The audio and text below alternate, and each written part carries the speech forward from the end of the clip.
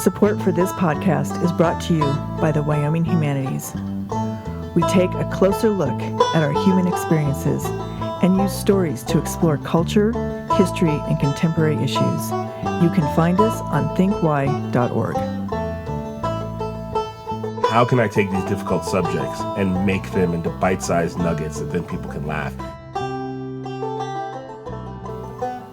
Hello, I'm Emmy DeGrappa, and this is What's Your Why? Each week we bring you stories asking our guests the question why.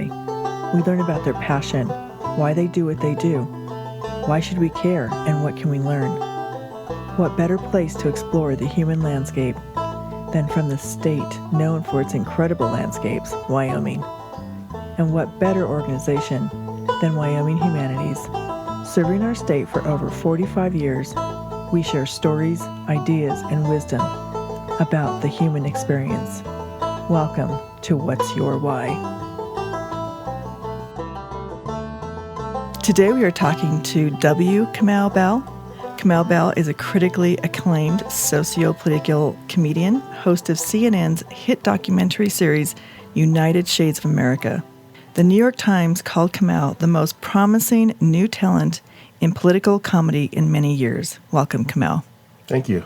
So we want to get to know you today. We want to find out what your passion is and why you do what you do. And the first thing I want to know is why Kamau Bell? When I was a kid, since I was a little kid, there was two things I wanted to be: either a superhero or in show business. At the time, I would have said an actor, but then I realized later I wanted to be a comedian. And my dad's name is Walter, so I'm Walter Kamau Bell. He's got a different middle name, but I always went by Kamau. But I thought, for some reason, as a kid, I thought Kamau Bell sounded too plain for somebody in show business. I don't know why. It's not like Kamau's already a pretty interesting name. Though as a kid, I remember seeing A. Whitney Brown on Saturday Night Live. He was a comedian, or is a comedian. He was on Saturday Night Live, and I thought, oh, you can do that? You can have an initial? And so as a kid, I thought, if I'm ever in show business, I'll be W. Kamau Bell. And so really, it's like a total tribute to the kid in me who wanted to be in show business. Oh, that's great. Yeah. And it's great you had that dream way back when, right? Yeah. So I think for me, it's like that's how you keep the dream alive, by holding on to the W, or how I keep the dream alive. And so how did you actually get started in show business? It's funny to call it show businesses, because when you start out, you're not in show business. You're in coffee shops and bars and nightclubs and eventually comedy clubs. And, I signed up to go do an open mic. Like, that's where every comedian starts, is at an open mic. And you sign up to do an open mic. They give you 5 minutes or less, and it either goes well or it doesn't, and you either keep doing it or you don't. And so I kept doing it, and that was in Chicago. And then after 3 years, I moved to the Bay Area because I needed more. I felt like there wasn't a big comedy scene of stand-up in Chicago at the time. Now there is. And I felt like I needed more opportunity and a place to grow. And so I moved to San Francisco and have basically been out there in the Bay Area ever since, except for the 2 years I lived in New York where we did the TV show Totally Biased. And when they call you a socio-political comedian, how do you define that? What do you think that means? For me, it's funny. I'm the one who came up with that distinction, because people were calling me a political comedian, and I felt like it didn't fit. There's a great tradition in this country of political comedy, and I'm a fan of political comedy. But for me, there's sort of an expectation. I would do a lot of shows where I'd be late, like they do, like, come to this political comedy show, and there's an expectation of what political comedy is. And I didn't like being defined by that. So if you put socio-political on it, and I knew the phrase socio-political, and I was like, oh, were you talking about sort of like politics, but also identity politics and culture and movement? And for me, that was a much better label. So I may be the first self-described socio-political comedian, but for me, it feels like that gives me the ability to talk about racism in all of its forms, not just how it affects politics. And is your focus on race primarily because you're a black man? And you want to make a statement on that, or is it all races? I mean, I think it started out as, comedy. Every comedian uses comedy as a way to figure out themselves in the world. And it's just about what they're doing with that. Like, whether it's observational comedy like Jerry Seinfeld, where you're really always looking about the outside world, or it's like George Carlin, where you're talking about America, what defines America. Or you're talking about Jim Gaffigan, it's a lot of it's about food and being a dad. So everybody has things that they're interested in, and they use their comedy to sort of help figure those things out. And so for me, growing up as a black man in America, that's the thing I was trying to figure out whether or not I was a comedian or not. And then once I started to do comedy and moved to the Bay Area and met lots of different types of people and got to hang out with lots of different people, then the scope became much bigger. So I talk about lots of things that aren't just being a black man. Now I probably spend more time talking about being a black man because I'm still trying to figure that one out. But I certainly have, like in my last comedy special, which was on Showtime, called Semi-Prominent Negro. There's stuff in there about gay marriage. There's stuff in there about transgender people. There's stuff in there. There's stuff in there about my kids, and some of that is race related, and some of it's not. And so there's just, I'm just talking about the stuff that I care about and stuff that I'm curious about. Mm-hmm. That's really interesting because of our political climate right now. And I think a lot of people are trying to figure out how they feel about race, how they connect with other people. Mm-hmm. And so I'm interested to hear about your program that is called Ending Race in 1 Hour. Is that what it's called? Yeah, the full title is the W. Kamau Bell Curve, Ending Racism in About an Hour. Yeah, because the title can't ever be too long. And so just give me a snippet of how you end racism in 1 hour. I mean, the big thing is that the show sort of revolves around, we have to have more awkward conversations about these issues. Like, there's a lot of stuff in the show that is sort of about current racism and about the history, and there's a lot of stuff about my personal life. But really, the whole thing is we have to start having more conversations about these things. And I think that with everything going on in the country right now, the only way we figure it out is to have a conversation. And a lot of times people stand on their side of the thing and go and just sort of yell across. Sometimes you have to yell to be heard. So I think when oppressed people yell, that's protest.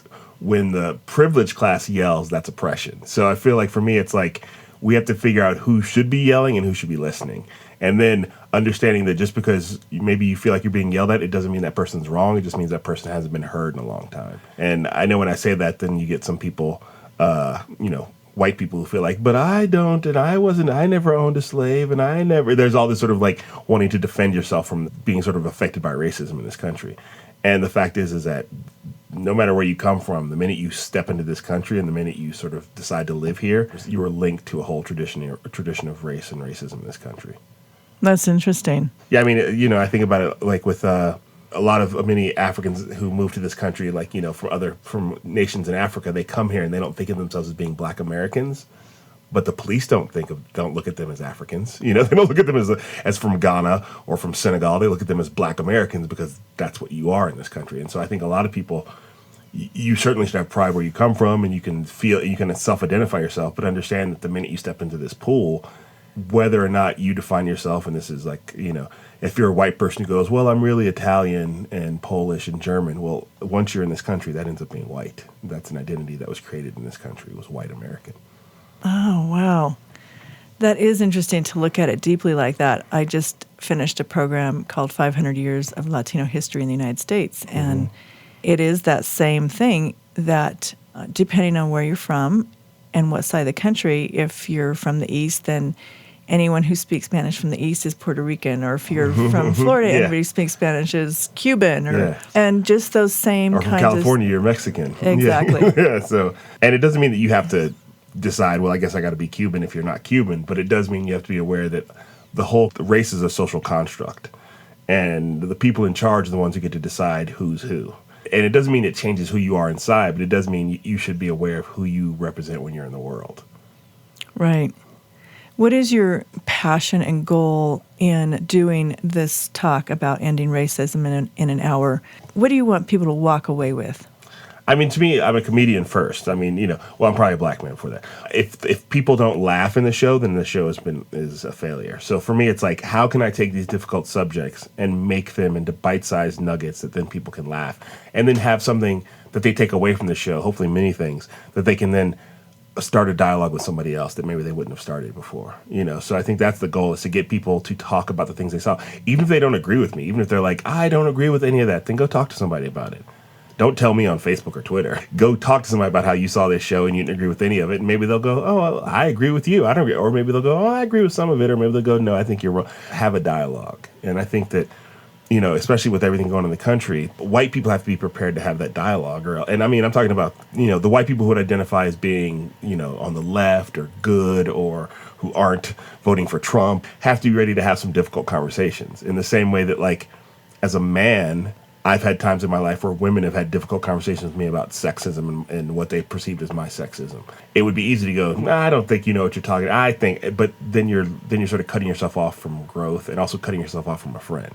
Right. Being able to have an open mind and have a friend who's different from you. Yeah, and being able to have your course corrected if your friend says, your friend or your wife in my case goes, you're not, I think you think you're doing this right, but you're not doing this right. Mm-hmm. And I think people get caught up in not wanting to be embarrassed or not wanting to feel shame or guilt. And I feel like, what's wrong with those emotions? Embarrassment, shame, and guilt are great fuel to change and to make things better. And so going from your political career and launching into your television career with the United Shades of America, correct? Mm-hmm. How did you start that show, and what is the purpose of that production? The idea is that, the sort of what they call the elevator pitch in show business is that CNN sends a black guy to places that you wouldn't expect a black guy to be, or you absolutely think a black guy shouldn't go. So in the first season, I went to Barrow, Alaska, which is the northernmost tip of North America. You can't go further north without being on the water. And that's a place you just don't expect black people to be there. There are black people there, but you just don't expect them. So part of it was like me learning about Barrow, Alaska. And then also I had hung out with the Ku Klux Klan, which is a place you don't think a black guy should go. And, I lived to tell the tale about both places, So it's really about getting outside of my comfort zone and also then on TV having awkward conversations with people about their experience and my experience and sort of coming to some new conclusions. Has that been popular? Yeah, the show it's been a quote-unquote hit, whatever that means in the 21st century. And CNN has really gotten behind it, and I've had a lot of great experiences, and it started a lot of new conversations through the show. Like, when the show airs, I generally live tweet it, and I get to have conversations with people about what they're seeing. And not everybody agrees with everything that happens in the show, and I don't agree with everything that happens in the show. Even some things I did, I'm like, yeah, I wouldn't do that again. But it's sort of a model for how to have productive conversations. And at the same time, it's funny, and we try to make sure that people get to enjoy the ride. It's not just about shoving medicine down your throat. It's about like at the end you go, I think I might be smarter. That's weird. I didn't realize that was happening. Do you have an opportunity to write some of your own scripts and things like that? Yeah, I'm involved in all that. I'm an executive. Luckily, I'm an executive producer on the show, so I'm involved with nothing that comes out of my mouth doesn't have me look at it or rewrite it or write it from the ground up. But if we move forward to the second season, which I hope is going to happen, looks likely, I hope to get even more control over that stuff. So, with United Shades of America, how do you see yourself going forward in your career? Where do you see yourself? I'm pretty lucky right now that the show came out and the show has done well and that it looks like we're going to get a second season. And so I just want to do more and better. Everything we did in the first season, I just want to do more and a better job of and push myself to go to places that, we did the Klan in the first season where it's like, then the question goes, well, where else can I go that is that extreme and where I can engage people in conversation? So I hope to do an episode at the border, and when I say the border, obviously in America, we mean the Mexico-American border, not the Canada-America border. But yeah, I hope to do something at the border and, engage with people down there. And I've been there once, but I'd like to do something more down there. And there's lots of other places where I haven't been, but also other communities that we'd like to feature, hopefully something with LGBTQ community. That's a lot of different groups when you say LGBTQ, but maybe several episodes involving that, and also something with Muslim Americans. Everything that sort of is in the news, and all people who are in the news for, I feel like, the wrong reasons, or aren't getting a fair shake of the news are people I'd like to talk to. How do you experience success in terms of, how do you know you've changed someone's life or their mind or opened their mind? Especially because being a performer, you kind of sit apart from people. I mean, you have your material and people come to your shows, but when do you experience that feeling of gratitude? I put the work out there. I feel like I keep my ear to the ground to hear what, how it's generally resonating. I think you can't pay too close attention to that because if you do that, you're going to be pushed back and forth by each person who goes, that was great, that was bad, that was great, that was bad, but just generally get a sense of what's going on. Also, am I proud of the work? Like, I think that's important too. If people love it, but I don't like it, that doesn't feel like success to me. So for me, it's about like, do I really feel like we did something new here? Do I like the work that we put out there? And are people receiving it well? Now, as far as changing people's lives, I think it's an impossible goal to attain. I think this is a new narrative that I've put out there. That these narratives aren't out there, not new to me, but these narratives aren't out enough in mainstream media. I think we did something good. Like we did a whole episode in San Quentin with inmates lifers in prison. And I felt like I haven't seen this on mainstream television before. It's sort of really going, is it okay for these guys to be in prison for their lives, considering what their crimes are and how long they've been in prison and how much they've rehabilitated themselves? And that was something I was like, I don't think I've seen that before. And we showed it at San Quentin so the inmates could see it, and they loved it, and they've invited me back to do other programs there. And I just feel like, I'm not going to sit here and say I changed somebody's life, but I feel like that did what I wanted it to do, So, but yeah, I think you always have to be sort of pushing for more and better and stronger and faster. Like you can't get caught up in the success thing. I have 2 young daughters, so until they can pay their own rent, I don't think I'm going to consider myself a success. They still need me to be out in the world making things happen. Oh, that's wonderful. Well, I have one more question. I want to know, who are your heroes? Who inspired you to speak out and about not just being a comedian, but being a political activist in a sense? These labels are sort of hard to sort of hold on to. Because for me, it's like, I think about it, my tax form says comedian. Like, it doesn't say like a political activist, and people put those labels on me, and I appreciate them. But I also know that like activist is a full-time job, and I sort of always cringe around activists listening to me talk and going, "Oh, you think you're an activist?" Meanwhile, they're out in the streets, So, I understand. Or getting up at 5 a.m. to get flyers together and organizing online campaigns. So I feel like I'm an artist who cares, So at one point in my bio, a publicist put activist in there, and it was out there for several months. I was like, I don't like that. I mean, I'm proud of the work being used for activism, and I'm proud to align with activists. And I feel like if activists want to call me an activist, that's fine. But I feel like it's like you can't award yourself a black belt. Is how I feel about it. Right.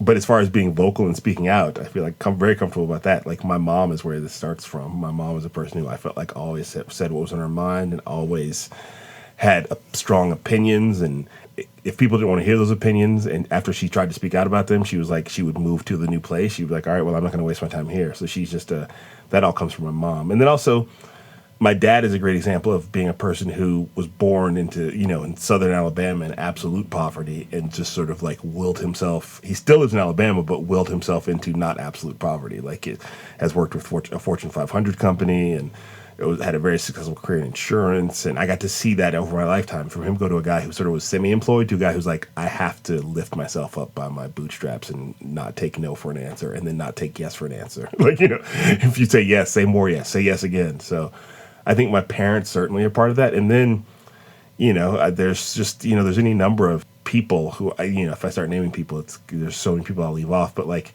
Muhammad Ali was always important to me as I grew into manhood. I mean, knew who he was as a kid, knew he was a hero. But then as I read more about him and the struggle and giving up 3.5 years of his professional career for the movement, whatever we think about an athlete being a hero now, like LeBron James is great. Like, he's not giving up 3.5 years of his career for a movement. And I'm not trying to insult him. I'm just saying that, like, Ali's the only person who's ever done that. And then you have like Malcolm X. When I read the autobiography of Malcolm X, I feel like that book changed my life. Wow. So certainly Malcolm X. And then there's many comedians who I sort of look at and go, like Chris Rock was a hero of mine, and then I got to work with him. So, there's any number of people who over the course of my career who either have personally done something, or just by the example they put out in the world sort of give me something to look towards. Well, it's been great getting to know you. Well, thank you for having me. Thank you. Thank you for being here. Thanks. Thank you for joining us for this episode of What's Your Why, a production of Think Why, Wyoming Humanities. This has been executive producer Emmy DeGrappa. Please subscribe and never miss a show. For more information, go to thinkwhy.org.